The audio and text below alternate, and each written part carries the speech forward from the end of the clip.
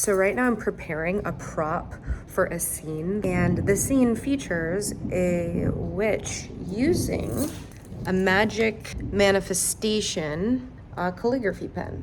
I thought it would be cool to make my own, super authentic. So here I am, ready to make my magic witch pen. I got this plain black calligraphy pen set, you know, the old school dip ink pens, and I got a feather to attach to it for the witchy vibe. My stylist actually chose this detail, but anyways, I'm gonna attach the feather to the pen via this red wire. And here are the ingredients for the magic ink. I got some frankincense on the left and some hibiscus on the right. I'm gonna smash them in this bowl and marry it together with olive oil, but you can use coconut oil too. Once the ink is finished, I will be storing it in this cute tube. Again, also a detail chosen by my stylist. So we're starting with adding the hibiscus, which will be used for the color / tint of the ink. And it'll start off red, but as we add heat to our mixture, it will turn darker. So here's where the magic comes in. This is frankincense, which was historically worth more than gold in like the Jesus times.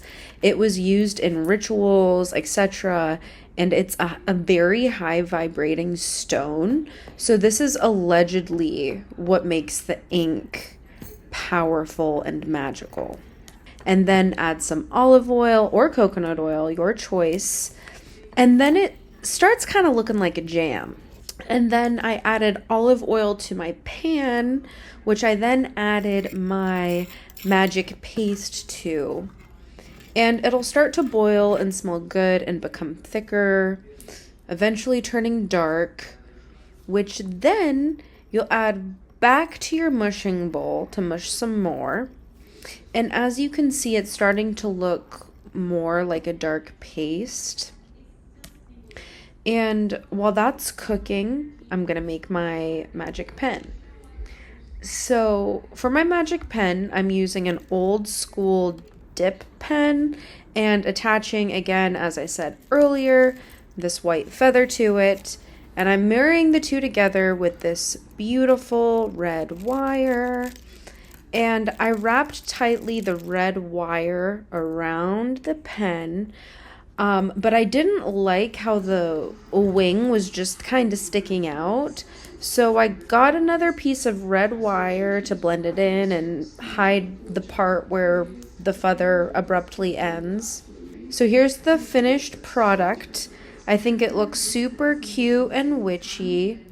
Okay, so back to the ink. When it's done, I put it into this tube, which then I pour into this clamshell. Okay, so off the bat, I was pretty horrified. It looked nasty, and I realized the calligraphy pen is much harder to use than I had originally thought. So I went to the store to get some black paint to add to it to hopefully improve the texture, which it did. But it still looked sloppy and a bit too thick. And the pen is so hard to write with. I added some food dye in hopes of improving the texture more. And then I poured it back into this cup so that way I could give it a good stir. And I liked how it made the ink a bit thinner, but my handwriting still looked like a 5-year-old's handwriting. And so it was that moment that I realized I was holding the pen the wrong way. And immediately the writing did look much better, but still not perfect. I liked how the ink was looking, and my writing eventually was getting better. Now I just needed to really practice so that way in a couple weeks when the time for filming comes, the handwriting can look super crisp. And the reason this is important is because we need to get a scene where it's a close-up of the pen writing a particular phrase. So I really just need to make sure that I nail the handwriting, and it's a plus that it's actual, authentic, magic witch pen, since, you know, she's supposed to be a magic witch in this scene. So, all right, thank you for watching.